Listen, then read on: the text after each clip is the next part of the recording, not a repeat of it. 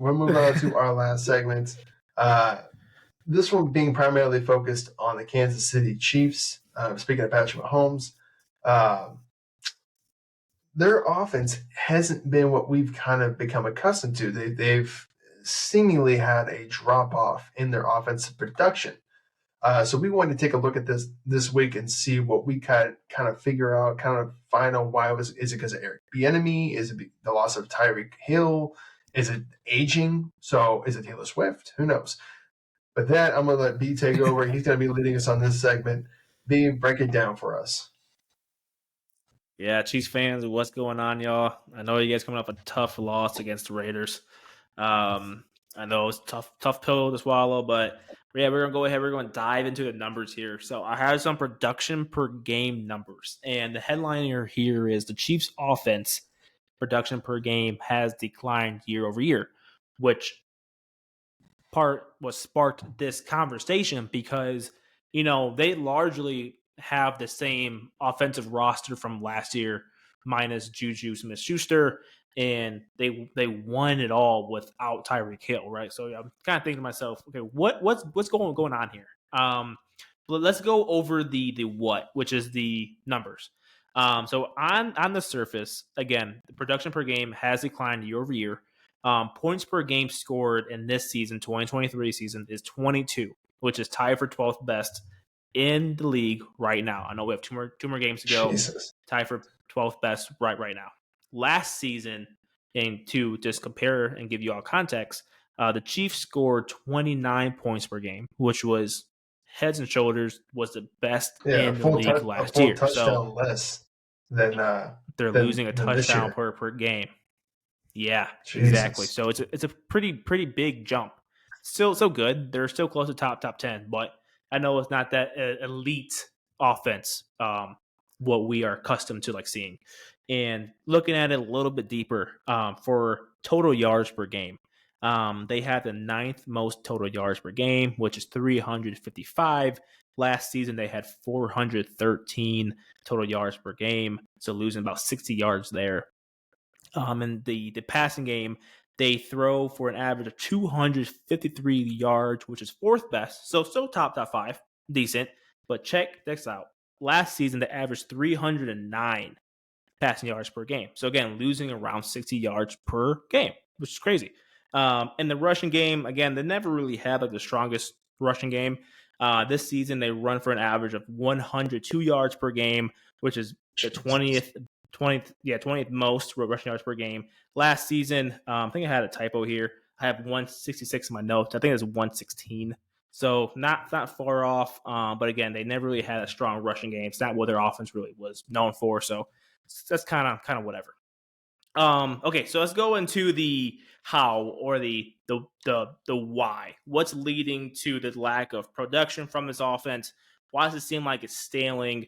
What's going on here? So as I was digging to the numbers here, and I noticed that the red zone production was probably the biggest, thumb sore or sore thumb that I've seen in the numbers this season. So again, the numbers here, the Chiefs have scored a touchdown on 56 of their red zone trips this season. Last season, the Chiefs converted on 69% of their red zone trips. So that's a 23% decrease in red zone conversion right there, right? Going from close to 70 to about half of being able to convert a touchdown in the red zone. That's a pretty big jump there. So that could be the cause of their 7 points loss of their points per game scored this season. Yeah. So I was going to say, if I'm trying to do this quick math in my head. So based on this year's numbers, if they get into the red zone 10 times, 5 out of 10 times, let's just round down. Or we can even, let's round down here.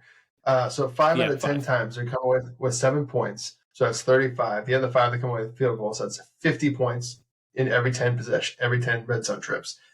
For the other way, it's 70%. So 7 out of 10 touchdowns, 49 points.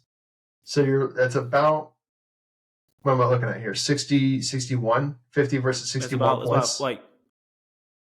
Yeah. It's close to two touchdown difference there. Yeah, Yeah, I mean that yeah, in a game that yeah. you It's can see crazy. that's huge.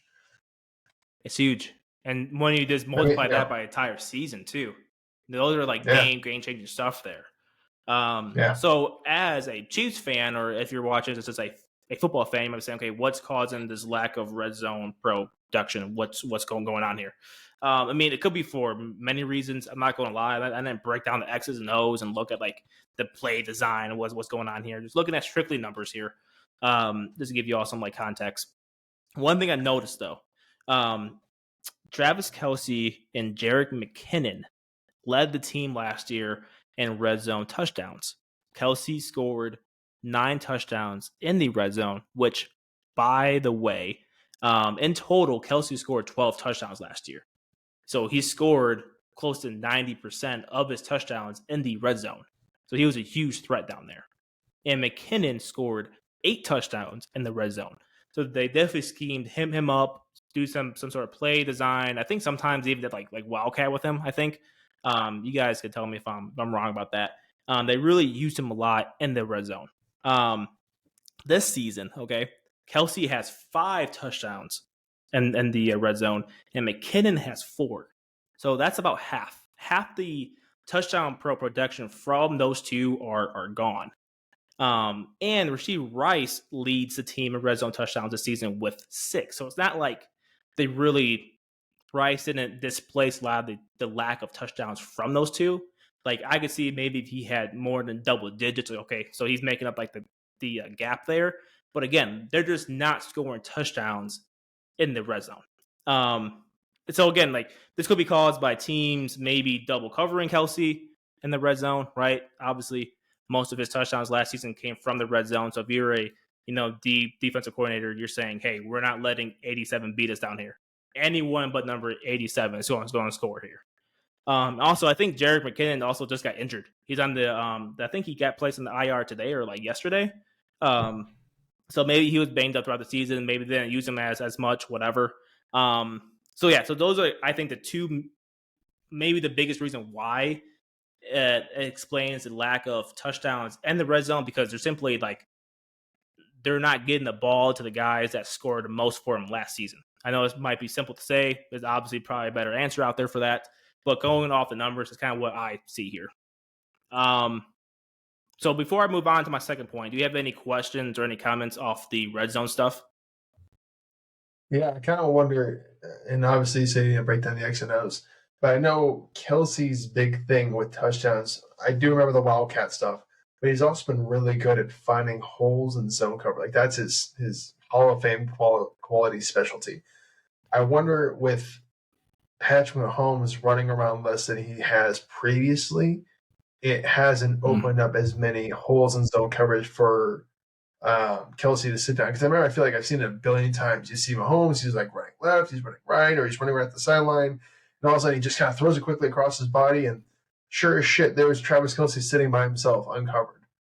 So I wonder how much Patrick Mahomes, he's running around less, has really played a role in that reduction in production Yeah, from no, Travis I think Kelsey. that's a good point.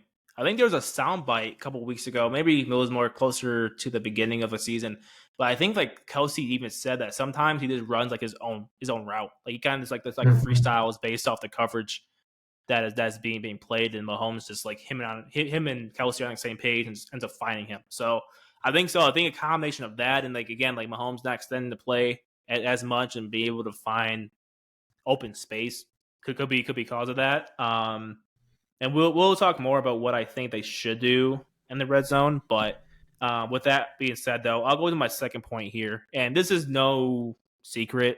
I think we said this going into the season, but this point got I think shoved to the side because again they just won a title without Tyreek Hill, and they have Mahomes, they have Andy Reid, and that point I'm trying to make is the lack of production from weapons outside of Kelsey is just not enough. Like I don't think there's enough talent on that side of the football right now, and that could be a cause of again the lack of production with this offense. Um, for example, last season the Chiefs had 4 players over 500 receiving yards. Now it was Kelsey, Juju, MVS and Jerick McKinnon. This season, they only have two. And that's Rice and Kelsey. So I think it could be this a buy or there's a factor of like the offense is struggling and maybe Mahomes can't get the ball out. Like, does this person as much as he wants to? Maybe he's just cluing in on Kelsey because he's not trusting the other guys. We know Tooney had a lot of struggles this year. I think he didn't even play against the Raiders. I think he was like benched because all the drops he had. It could be just a combo of everything I just said. But I just think there's not enough help on that side. There's not enough talent, which is crazy to say because again they have Mahomes, they have Kelsey, they have Andy Reid, and they just won the title. But I just don't think there's enough right now, enough juice on that side of the ball outside of Kelsey, to have another playmaker in times of like, hey, it's third down. It's third and goal. We need a play right now. Who are we gonna go to? There's Kelsey, and then who else is there? So I kind of wonder because I'm looking at the players that you have listed here that had over 500 yards last year, and again, I just want to reemphasize it. It's Kelsey, Juju Smith-Schuster, MVS, and Jerick McKinnon. What's interesting to me is three of those four guys are still on the roster. McKinnon's obviously been put on IR, but I kind of wonder. I was just thinking about this as we're kind of talking about it. I do know their offense has been less explosive. Like I know Patrick Mahomes' average air yard per attempt is the lowest of his career. They've had less explosive plays and explosive touchdowns over 50 yards or some shit that they've had since Patrick Mahomes has been there. Whatever. They read all the numbers off against the Raiders. I'm not going to go beat a dead horse here. But I wonder how much of these numbers are skewed because if you think about it, there's been about 3, 4, maybe even 5 incidences off the top of my head that I can think of where MVS dropped a deep shot that was perfectly placed right in his hands, no one around him. He could have walked it into the end zone, and he just dropped it. I mean, that you can go back and factor those in because that's not how life freaking works. But I mean, if we're talking about 4 or 5 additional catches versus drops in these situations, are we even having the same discussion here? Is this offense as productive as it's been? Is it as explosive as it's been? Does MVS have over the 500 yards that he needs? I don't know if you have MVS's numbers right in front of you, but what are your thoughts on that real quick? I think it makes sense. And again, I don't have the numbers pulled up in front of me. I'm pretty sure it's probably maybe close, maybe 300, 400. But yeah, that brings up a good point. Like Travis Kelce said this on this week's like New Heights pod show, and he basically said like everyone just sucks right now. Like maybe just be a case of like people just aren't playing up to par, right? Like people are dropping passes, maybe not running the right routes, blah blah blah. Like, but to your point, and we kind of said at the beginning of the segment too, they basically have the same offensive roster besides Juju. Juju's gone. So what's really the cause of this? And it could just be this lack of focus. It could be as simple as players they're just not playing as well as they should be right now. They're not playing up to the the Chiefs expectations or the standard. So I think you bring up a really good point. I do. Yeah. And going. Sorry, do you have one more no about that segment? No, I know. We still have one last thing. I mean, we got to touch about quickly because we're getting a little bit late in our time here. I mean, Eric Bieniemy's has been a huge loss for them. I mean, what are your quick thoughts on that? How has his loss been affected? Yeah, so I have a note here. It's like it's hard to tie tangible data to him, right? Because Andy Reid's still there, and obviously like Eric B has been there for many years in offense. Hunt, and I mean you can tell. I think you kind of look at the read between the lines, and obviously I think his departure from the team has a bigger impact on this offense than what maybe people expected going into the season. I mean, I don't know. Like again, like I don't have hard data, but I don't think it's kind of hard to find like how impactful is an OC to a team. Besides looking at the numbers of the offense, like oh yeah, maybe you point at that. Every metric is down. Obviously, maybe he was a big part of it. But yeah, I mean, I don't know. I definitely think though that's definitely a piece of it. Maybe it was his relationship with like the players, like that aspect to it. Now that piece is gone. Mhm. Maybe he held people accountable more than the other coaches, which I doubt Andy Reid is not doing. I'm pretty sure he is a really good coach, one of the best coaches. Like I'm It sure could be he is. offering. Um, It could be offering maybe creative from like play ideas. design. Yeah, Yeah. exactly. Play design, giving his 2 cents. Again, I know we're short on time, so I'll get off my high horse on that. And again, this like the last point here. This kind of sum all this up. If you're watching this, still watching it, thank you. If you're watching this, you're most likely a Chiefs fan, and you may be asking yourself, is it time for me to panic? Is it time for me to panic about this Chiefs team? We're not the best of the best right now. We might have to play a real playoff game for the first time in like years. I don't know what's going on. The sky's falling.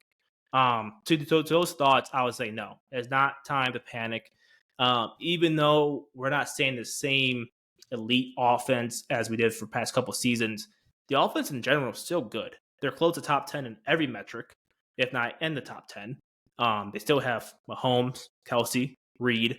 Jared McKinnon is on IR right now, but he should be back by the second week of the playoffs. So got this win out here and get to the second week of the playoffs, and he will be back. And to our point about the red zone woes, Chiefs fans might hate me saying this because he is not playing up to your all standard or just a pro level standard. But I think Tony can be that like gadget back role while McKinnon is on the IR, right? Like I wouldn't even put him out wide right now. I think sometimes he is lined up in the backfield. That's where I would put him if I was Reed and I was Matt Nagy, and I would just design similar plays. Or to do ask Tony to do the things that Jerick McKinnon did. That's where I would use him. And again, I would rely on that run game. Number 10, Isaiah, he runs mean, dude. I'll give him the rock. He's coming off a injury. Last week was his first week back. I think it was like a full load for him. And I would just get back to playing sound football. That's pretty much what I would say. Like, win the early downs. Don't commit any penalties the first and second down. Don't take any sacks, right? Don't get in a third and long scenario. Like, this is not the Chiefs of the old where you can rely on Mahomes to make some magic happen and throw it to a Hill or a Kelsey 30 yards downfield, right? I would just play sound football, win the early downs again, just play smart, and just find something that works in the red zone. I know it's kind of an empty statement. I don't really have a good, solution to that. You got to find something that just works. Find your identity down there. If it's using Tony in the Jerick McKinnon role, rely on him to find some matchup against a linebacker, whatever. Find something that works because we need to score more points in the red zone, especially going into the playoffs. So I know we're at time. Thank you for giving me my high horse here about the Chiefs offense. Hoping y'all can figure it out. Again, I would not panic. It's still a good offense, and I think we haven't seen the best of this offense, which is good news because there's time for them to fine tune things heading into the playoffs here. So, thank you. Perfect. And like we said, if you're a Chiefs fan watching this, please feel free to head down to the comment section and let us know what you think. What are you seeing? What do you think the Chiefs should be doing different? We always love hearing from you guys. You're some of the smartest people usually we ever talk to.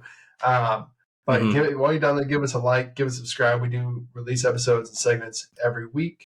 But until next time, you guys can find us on YouTube, Instagram, Twitter, YouTube, Instagram, Twitter, TikTok, and Spotify. Until next time, it's been Emmett. It's been B. Y'all have a good night, okay?